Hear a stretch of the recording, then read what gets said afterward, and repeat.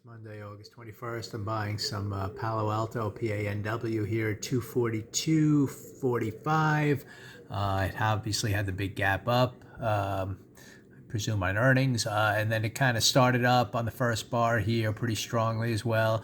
We're just pausing in this area on this little push up on bar 3. It made kind of a double top here, so I think that's going to be taken out to the upside to kind of set up a no-risk trade and then see kind of where we go from there. After this big gap up on the daily chart, you can see there's a fair value gap in here to fill that has a kind of a target to the 247 area.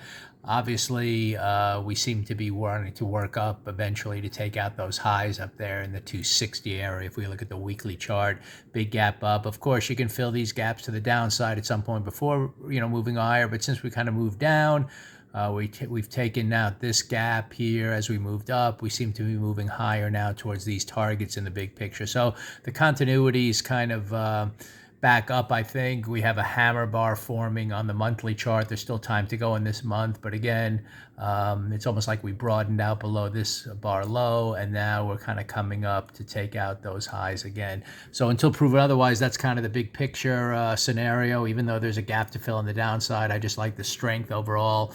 Now we moved up. We're just pausing in here. And I like the way it just kind of formed. It didn't really take out that first bar high. It kind of formed a double top. So I think eventually it's going to do that.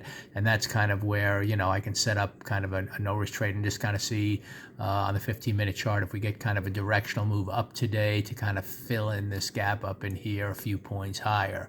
Go up to the mid 240s type of thing. So we'll see, kind of just pausing in this area. As long as we kind of hold the midpoint of this first bar, I'll just kind of watch it consolidate and expect a move higher.